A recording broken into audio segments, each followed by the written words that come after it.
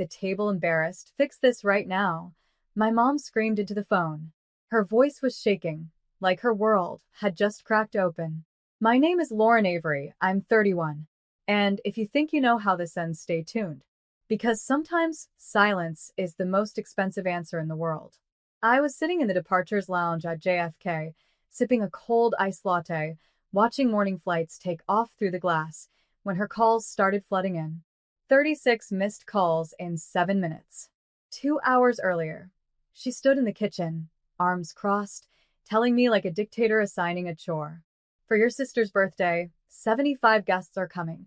They'll stay here a whole month. You'll cook, clean, and host. You're the single one. Be useful. She didn't even ask, she decided. She never asked. My sister smirked while applying lip gloss and said, "Just don't act weird in front of my in-laws this time." Then she laughed at her own joke, like humiliating me was entertainment. Breakfast tasted like chalk in my mouth. So, I didn't fight. I didn't argue. I didn't cry. I just finished my toast, closed my laptop, zipped my suitcase, and walked out. Nobody even noticed the click of the door behind me. They genuinely believed I was their unpaid event staff again. They forgot one tiny detail. This house, the one they were about to host 75 people in, is under my name. Utilities? My autopay. Grocery account? My card. Restaurant reservation deposit? My card. They never imagined I would stop paying. But today I did. And when Mom whispered, "Lauren, where are you?" I smiled because this time the consequences were not mine. Mom's voice fractured through the speaker. "Lauren, they're looking at me. The manager is standing right here. He's saying the bill is overdue. Please, please say you didn't do this to us." Funny how the same woman who raised her hand at me for saying no to chores suddenly learned how to say please. But I didn't respond. I dropped the call.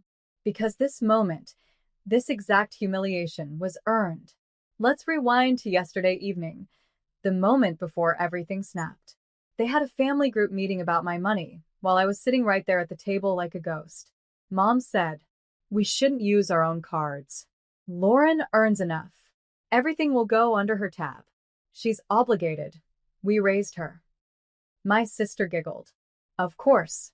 She never says no anyway. Her future mother-in-law smirked. Some children are born givers. She should be grateful she can serve. They talked about me in third person, like I wasn't even human, like I was a function, funding machine, workhorse, hotel maid. None of them noticed that I was staring directly at them, memorizing every word while pretending to stir my soup. I didn't slam the chair. I didn't storm upstairs. I didn't threaten them. I simply went to my room afterward, sat in the dark for 1 hour, letting the silence shape my decision. And then I canceled every single autopay one by one, methodically, without emotion. Electric, water, internet, cleaning service, grocery deliveries, the restaurant deposit. Every line item that quietly ran through my bank gone. So now 75 guests were sitting in a restaurant stunned. And Mom was finally realizing what happens when the quiet one stands up. Mom tried again, but this time she didn't yell. Her voice was tiny, brittle, like her throat was full of needles. "Lauren, sweetheart, where are you? Just tell me where you are. We can fix this. Your sisters-in-laws are furious. Your uncle said he might call the police." I set my phone screen down and let it vibrate against the airport bench. I didn't owe them a rescue. Not this time. Not ever again. A year ago, I would have run back like a firefighter to a burning house, trying to save everyone but myself. Not anymore. Not after what happened when I needed them. Last winter, when I got pneumonia, I called Mom coughing all night, asking if she could stay with me just one evening. She said, "I'm not your nurse. You're grown. Handle it." My sister posted Instagram stories from a spa that day while I lay under blankets shaking, fever hallucinating, alone. And when I recovered, they still expected fresh groceries stocked every Sunday and full refrigerator during their visits. That's when I learned. Love without respect is just free labor. So this time I didn't feel guilty. No shaking hands. No second guessing. No panic. I chose myself, calmly, like choosing the right flight. I rolled my suitcase toward the gate. The departure board above me blinked. Los Angeles, Seattle. Boarding in 12 minutes. I wasn't flying away to hide. I was flying away to live. To take the job interview that they told everyone I didn't deserve. To spend MY money on MY life, not on people who would gladly starve me to feed strangers. And as I scanned my boarding pass, my phone buzzed again. This time it wasn't Mom. It was Dad. Dad didn't call often, and when he did, it was usually cold, strategic, calculating, a CEO tone, not a father tone. But this time, his voice broke on the second word. Lauren, where are you? I didn't answer immediately. All I could hear behind him were voices, angry voices, restaurant noise, silverware clinking, chairs scraping, women whisper crying, waiters asking for alternate payment methods. Then Dad exhaled sharply. This is humiliating, he muttered, like the only thing that mattered was the shame, not me, not how I felt, not how they treated me. What do you want from me? I asked calmly. Dad lowered his voice even further. The bank says the cards are frozen, and the restaurant says the VIP suite is already charged $7,300. We need you to fix this. Your mother is having a breakdown. People are watching. Lauren, just do this one thing. I almost laughed. One thing? For 11 years, everything was just one thing, and every one thing became another one, until there were hundreds. Grocery runs, event payments, dress deposits, trip pre-booking, surprise gifts, loan transfers, utility bills, house repairs, insurance claims. They treated me like an ATM with a pulse. I looked out at the runway, planes lining up, the vibration of engines rumbling through the glass, and I realized something. I wasn't running away. I was running forward. No, I said. Dad went silent. I repeated it, calm, steady, like truth from bone. No. I'm not rescuing you. Not anymore. I heard him inhale, shaky, stunned, like someone punched all the air out of him. This isn't how family works, he whispered. I finally smiled, small, but real. It is when family actually acts like family.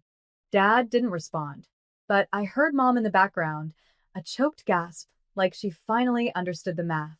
The ATM was gone. I boarded. First class, sat down, buckled in, the overhead lights dimmed. The flight attendant offered sparkling water. I nodded, took a slow sip, and finally, my phone stopped vibrating. Airplane mode. Silence. Peace.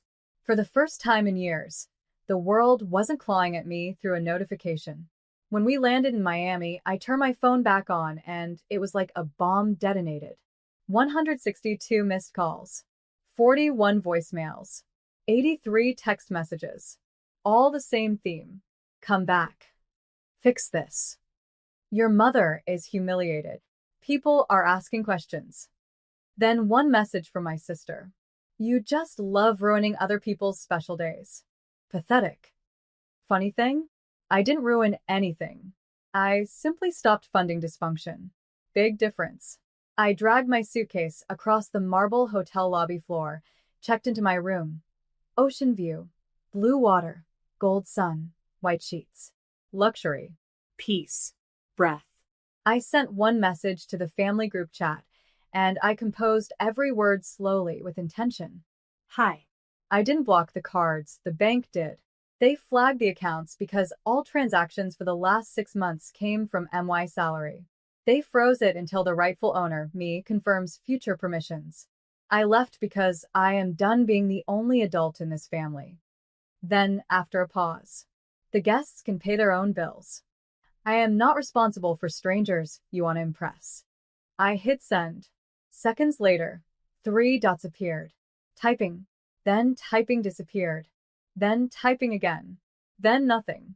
No insults. No yelling. No demands. Just silence. The type of silence that only happens when people finally realize the golden tap is permanently shut. The restaurant manager called me next, not them. He said, politely, carefully, like he was trying to avoid landmines. Ma'am, your mother tried to open a tab in your name. But when we asked for ID, she claimed she forgot her bag in the car. Then her friends tried. It's messy here. I walked onto the hotel balcony. Salty ocean air, warm breeze, and I smiled the calmest smile of my life. Because now this wasn't just family humiliation. This was public humiliation. And not by my hands, by theirs. 5 minutes later, my sister messaged privately. Please don't do this. Mom is literally crying in front of people.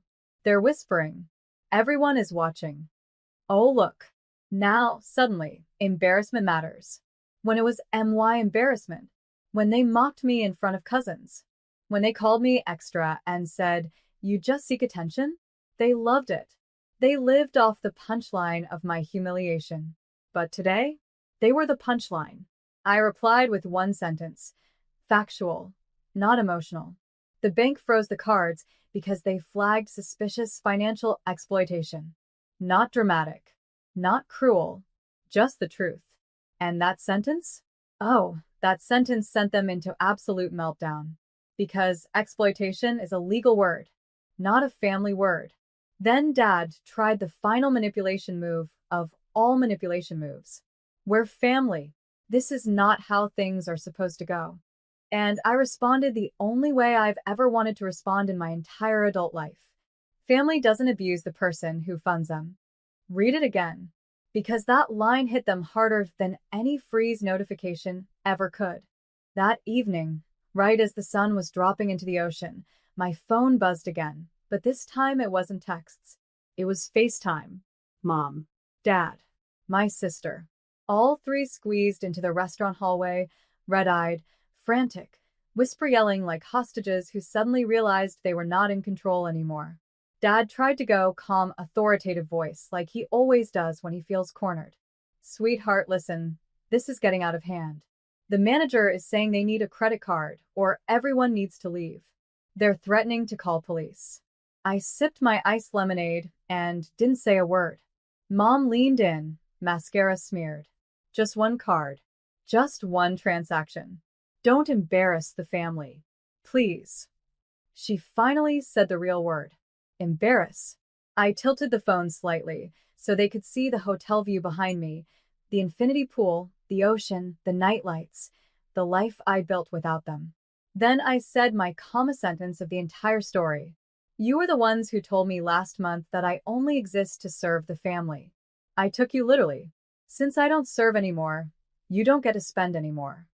They panicked. My sister slammed her hand against the wall off-screen. You're doing this out of revenge. No. No. This wasn't revenge. This was boundaries. This was accountability, something they've never experienced in their entire lives. Mom broke. Full sobs. The camera tilted downward, and she slid down the wall, crying into her hands, exactly like the first phone call hours earlier.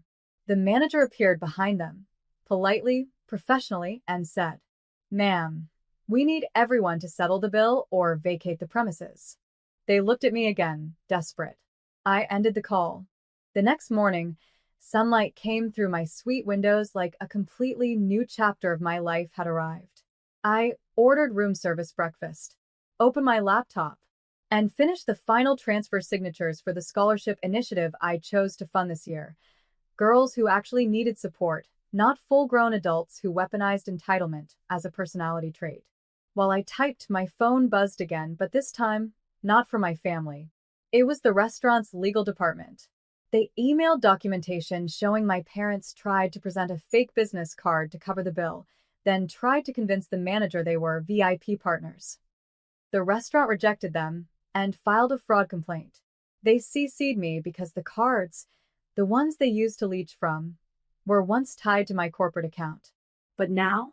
Everything had been rerouted, legally sealed, layered with compliance protocols, zero liability attached to me. I replied professionally, confirming they had no authorization and that the family was not connected to my company in any capacity. 2 hours later, Mom texted again. Just 4 words.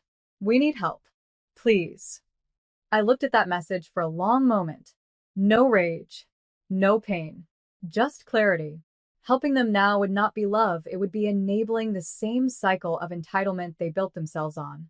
So I typed back, help comes from growth, not from access. And I turned my phone off. That night, while the 75 guests scrambled, while my parents scrambled, while the group chat flooded with blame, hysteria, finger pointing, I was sitting by the pool, feet in warm water, coconut drink in hand, laughing with people who actually show up, people who build, not take, people who love, not leech. My chosen family, my real family.